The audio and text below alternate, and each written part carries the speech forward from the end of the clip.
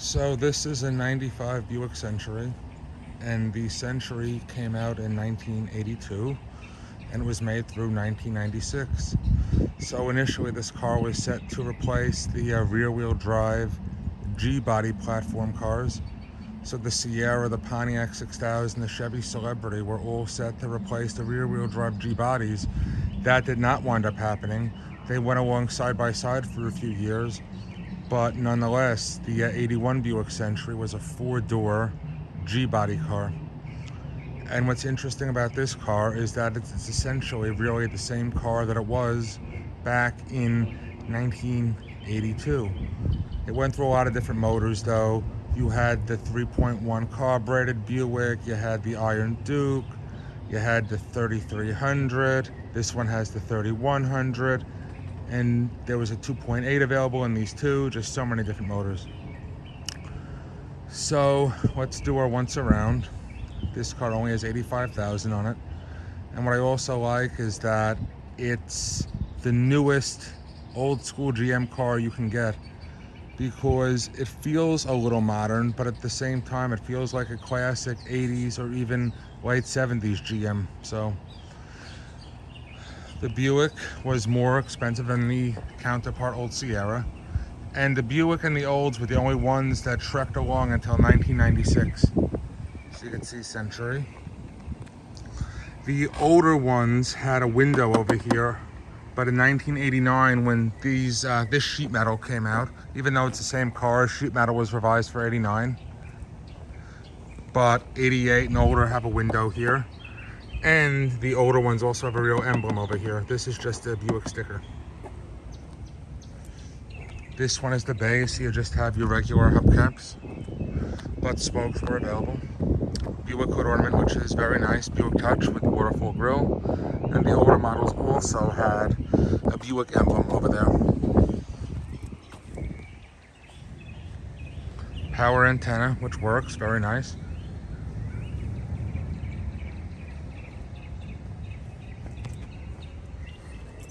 So let's do it. And the older ones also had a flip trunk emblem here to hide the keyhole, which I think stopped in about 93, 94. So, door panels were revised for 89 too, and these door pockets give you a modern touch. Door mounted seatbelts for the federal mandate, even though it does have an airbag. And the cluster too was updated for 95 and 6. The older ones have more of the typical bar speedometer, but you have your old school switch for the headlights, interior lights, stalk, tilt wheel, power recliner, but manual seat, very interesting GM touch. Your old school GM radio and climate control, which is kind of cool. Map light, which was only unique for the Century, which I do kind of like. So let's start her up.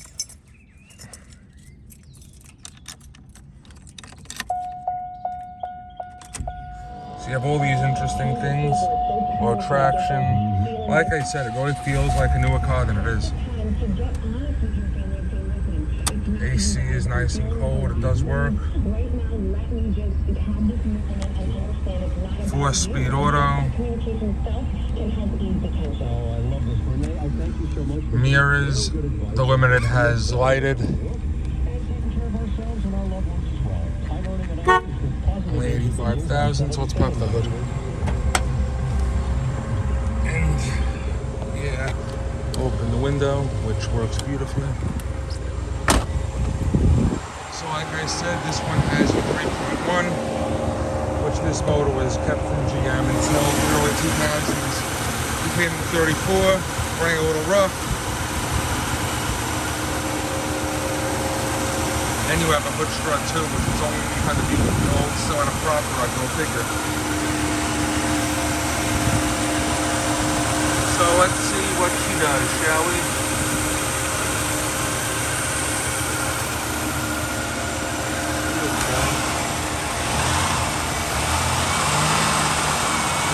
Smooth.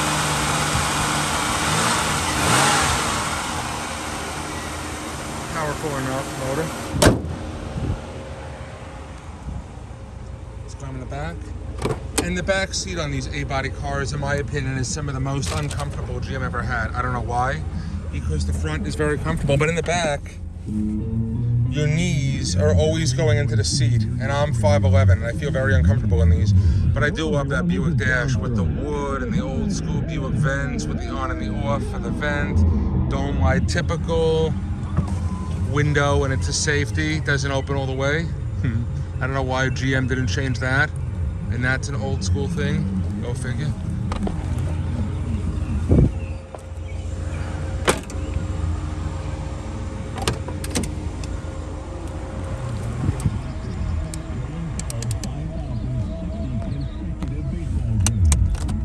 Trunk release in the glove box, old school GM2. And I love the bench seat too. Center armrest. Cup holder is missing, but it should have room for cassettes, coins, reading lights. And again, like I said, the cluster was updated. AC works very nice in here. Nice wood. Old school GM, it really is a cool thing. Typical cruise on the wheel going back to the early 80s also. Shut that off. Seatbelt light.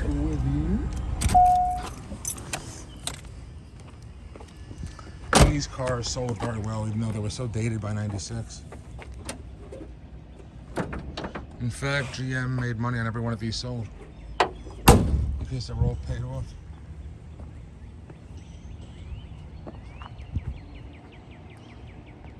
Very basic, but still.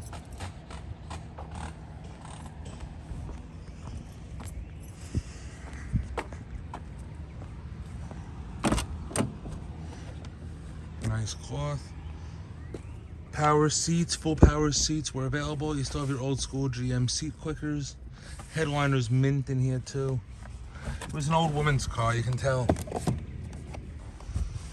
And this car drives like an old school GM too. It's a nice car. Reading lights were available in the mirror. This one has it up there, but you do have dual mirrors over here. Fuses in there, which again dates back to the old school. Typical manual seats, which also date back to the 80s. OBD1, yes. Ashtray with lighter. You only have one ashtray in the back of this, as you can see right there. And yeah, so